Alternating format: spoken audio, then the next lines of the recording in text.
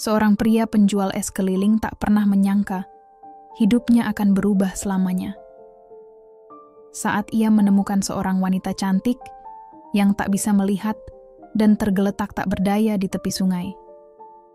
Siapa wanita itu? Dan rahasia apa yang tersembunyi di balik pertemuan takdir ini? Sebelum kisah ini dimulai, saya mohon keikhlasan teman-teman untuk subscribe dan like. Saya doakan Anda semua sehat, panjang umur, dan dilancarkan rezekinya. Mari kita mulai ceritanya. Matahari sore mulai condong ke barat. Cahaya jingga menembus sela-sela pepohonan yang berdiri kokoh di sepanjang jalan tanah berbatu. Di atas motor tuanya, Reza melaju pelan. Angin sore menyapu wajahnya yang legam terbakar matahari. Kotak besar di belakang motornya bergoyang-goyang, berisi termos dan kantong plastik bekas tempat es campur yang tadi ia jajakan. Hari itu pembeli tak banyak. Hanya beberapa anak kecil dan segelintir orang dewasa yang mampir membeli. Uang yang terkumpul pun pas-pasan, hanya cukup untuk makan malam seadanya dan membeli sabun cuci. Hidup memang tidak murah untuk orang miskin seperti Reza. Sejak kedua orang tuanya meninggal dalam kecelakaan 7 tahun lalu, ia menjalani hidup seorang diri di rumah kayu peninggalan mereka. Rumah itu berdiri di pinggir desa, nyaris tak terurus, dindingnya lapuk, atap sengnya bocor di sana-sini. Sore itu, Reza memutuskan pergi ke sungai kecil di belakang rumahnya. Di sanalah ia biasa mencuci baju. Sungai itu tenang, jernih, memantulkan warna langit yang mulai merona senja. Ia meletakkan pakaian di atas batu besar, merendamnya, lalu mulai mengucek perlahan. Suara gemericik air dan kicauan burung yang kembali ke sarang menemaninya dalam kesunyian. Namun, tiba-tiba matanya menangkap sesuatu yang janggal. Tepat di bawah pohon bambu, di seberang sebuah batu besar, tampak sesuatu tergeletak. Awalnya ia mengira hanya karung atau kain usang. Tapi semakin diperhatikan, jantungnya berdegup lebih kencang. Itu bukan karung, itu tubuh manusia. Dengan langkah tergesa, Reza mendekat. Di balik semak dan akar sungai, ia melihat seorang perempuan muda. Tubuhnya basah kuyup, pucat, dengan rambut panjang terurai menutupi wajah. Nafasnya begitu tipis, hampir tak terdengar. Panik, Reza meraba nadinya, masih ada. Lemah, tapi nyata. Ia menepuk pipinya pelan, mencoba membangunkan.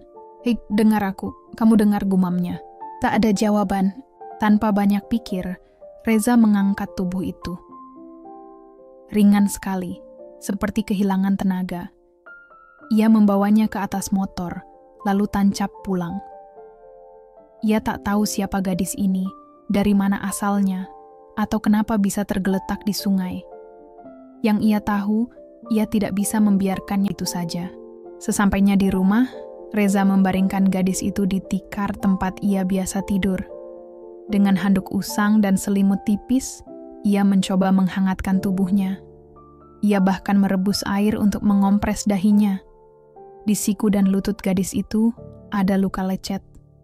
Lebam-lebam di lengannya membuat Reza bergidik ngeri.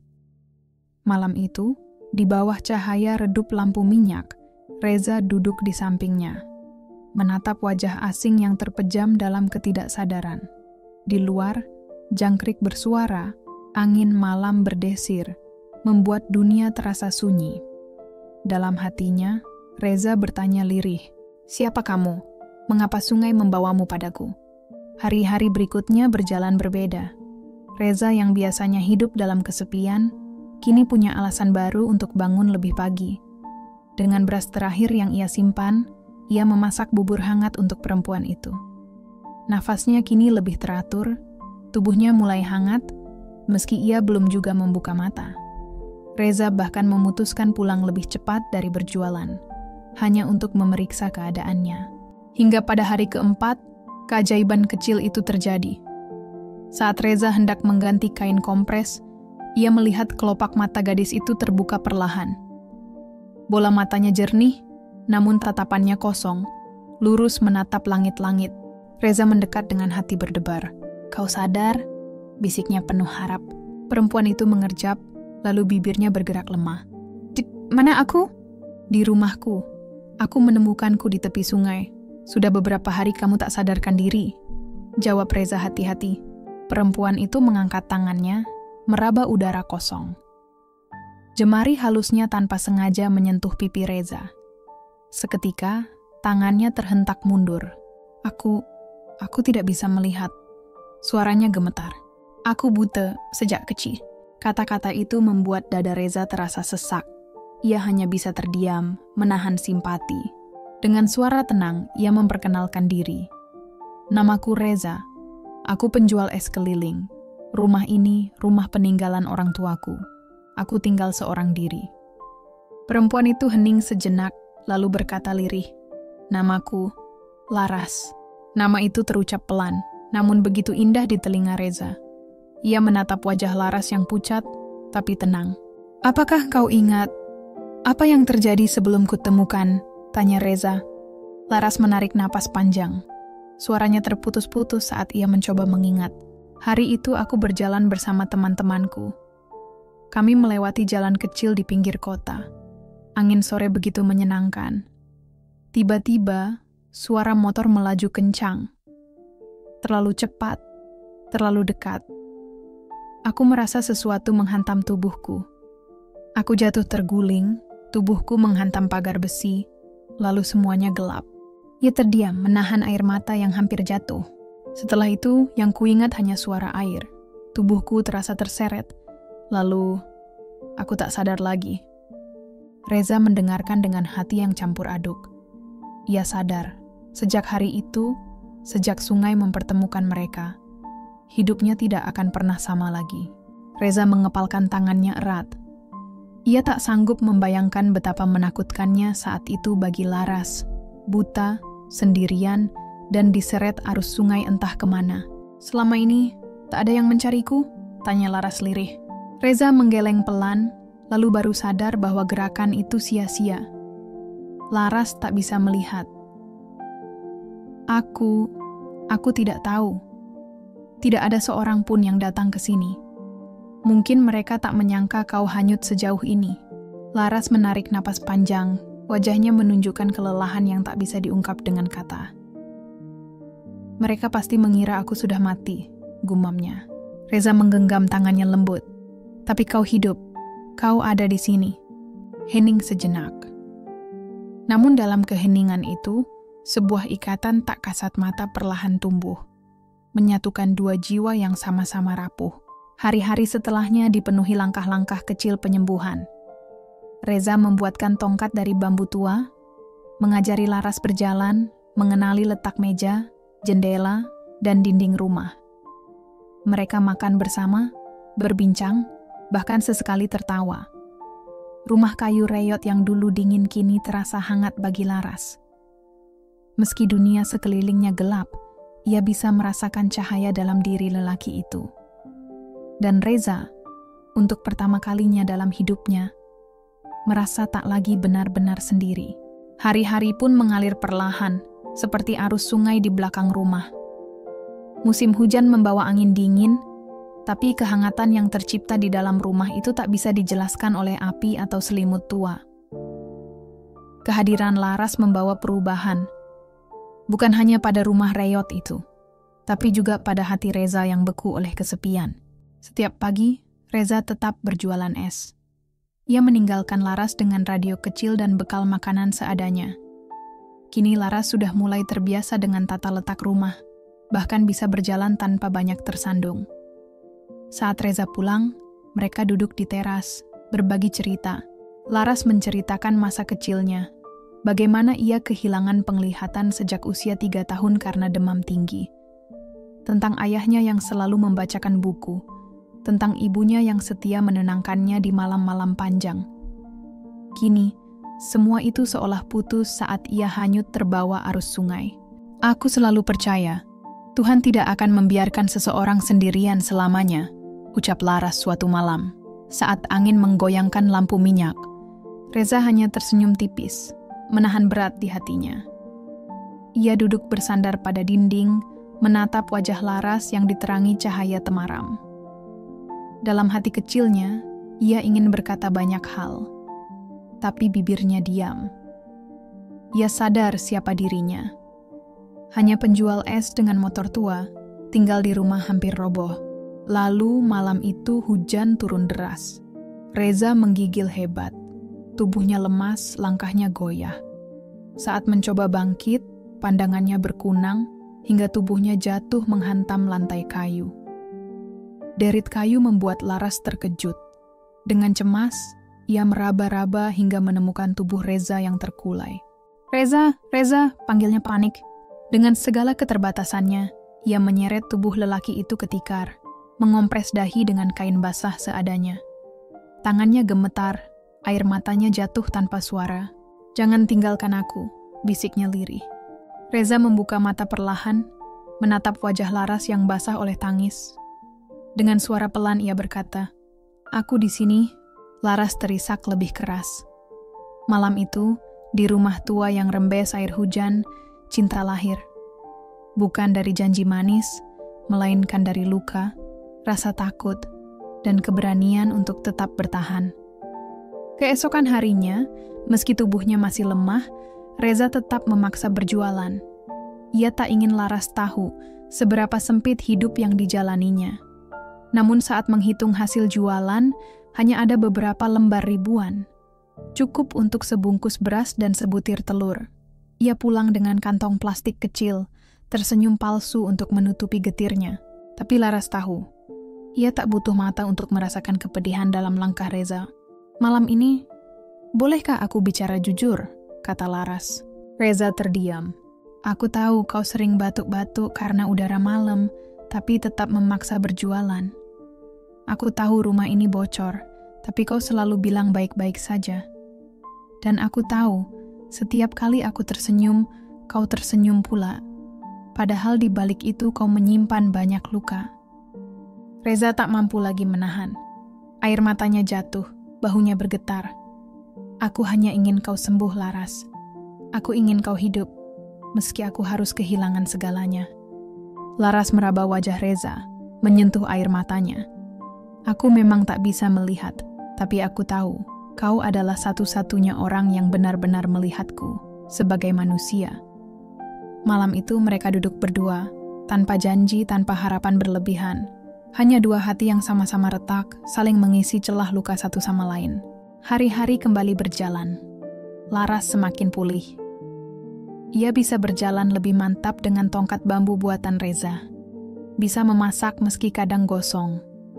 Dan yang terpenting, ia sudah bisa tertawa lepas. Reza pun mulai terbiasa dengan kehadirannya. Rumah kecil yang dulu sunyi itu kini terasa lengkap.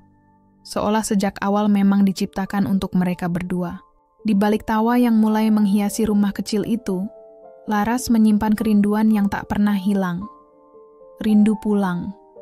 Meski hidup bersama Reza penuh kehangatan, pikirannya selalu kembali pada keluarga yang pasti tengah mencari, atau setidaknya berharap.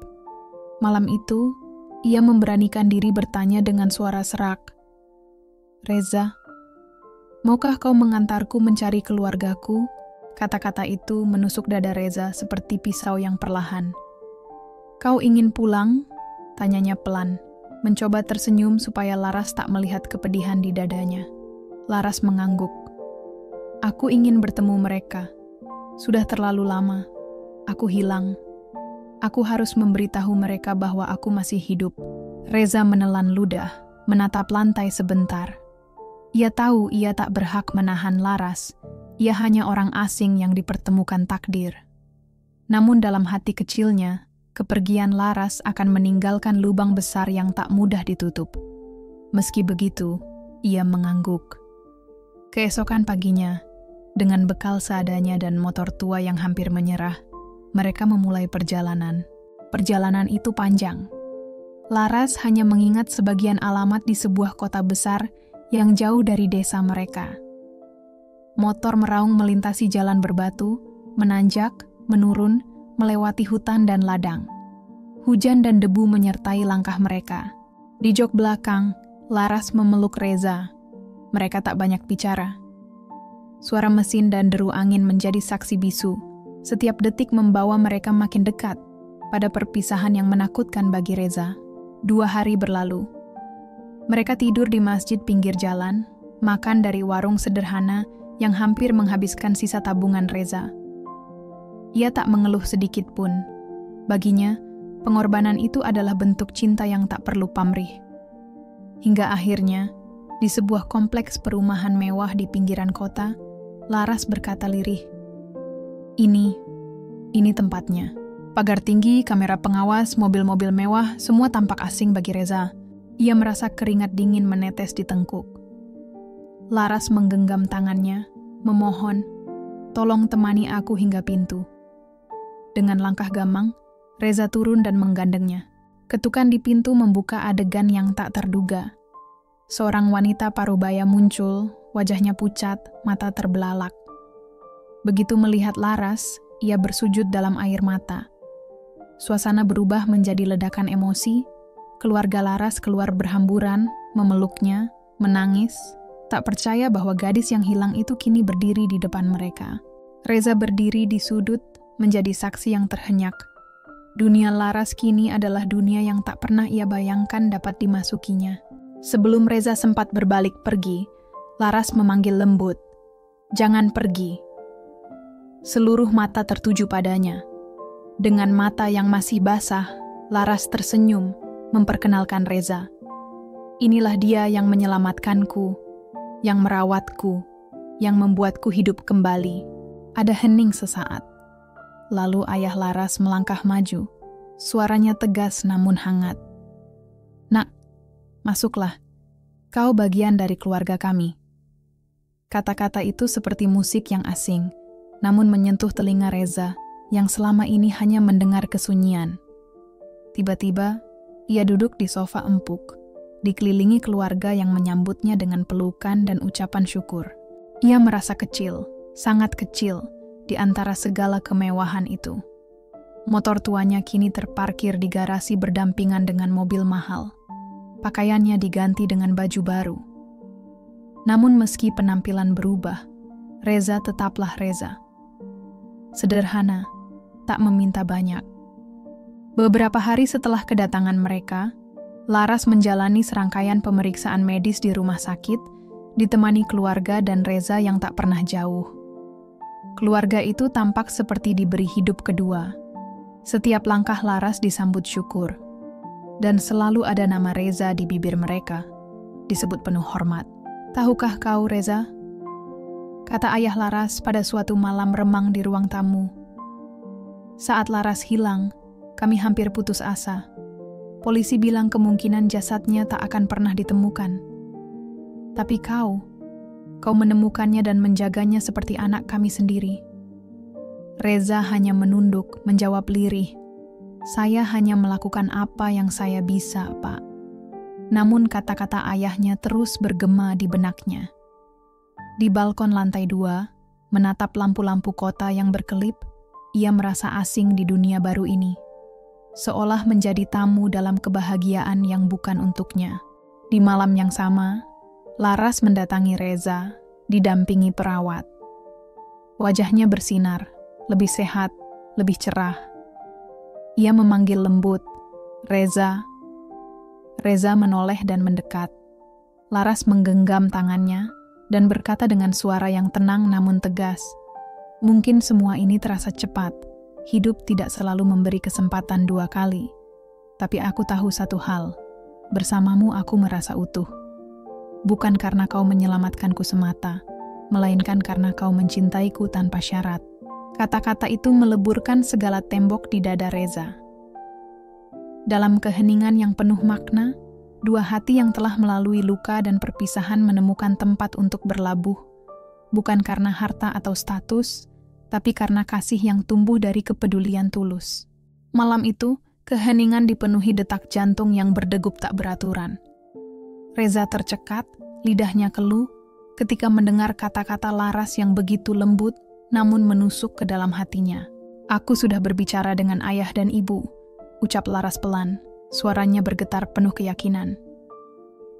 "Dan mereka menyetujui keputusanku. Reza, maukah kamu tinggal bersamaku, menjadi bagian dari hidupku, selamanya?" Air mata Reza jatuh tanpa ia sadari. Seumur hidupnya, ia tak pernah membayangkan ada seseorang yang begitu berarti, yang benar-benar menginginkannya untuk tidak pergi, untuk tidak ditinggalkan, untuk tidak dilupakan. Dengan suara yang hampir patah, ia berusaha menjawab, meski rasa rendah diri begitu kuat mencengkeram dadanya. Aku bukan siapa-siapa, Laras. Aku hanya penjual es di jalanan. Namun Laras tersenyum. Senyuman itu tulus, indah, penuh keteguhan. Dan aku hanyalah seorang wanita buta yang hanyut di sungai. Tapi kita saling menemukan, Reza. Bukan begitu? Pelukan mereka malam itu menjadi jawaban yang tak butuh kata-kata lagi. Tak ada dentang lonceng pernikahan. Tak ada pesta mewah dengan gemerlap cahaya. Hanya dua jiwa yang akhirnya menyatu dalam kesunyian, dalam cinta yang meski tak terlihat oleh mata, namun begitu nyata dirasakan oleh hati. Beberapa bulan berlalu, kabar pernikahan mereka menyebar. Orang-orang membicarakan kisahnya dengan takjub, seolah dongeng yang turun dari langit. Namun bagi Reza dan Laras, itu bukanlah sebuah keajaiban besar, melainkan perayaan kecil dari perjalanan panjang yang dimulai dari tepi sungai sepi. Kini Reza tak lagi berkeliling menjual es dengan motor tua. Ia membuka sebuah kedai sederhana di samping rumah besar itu.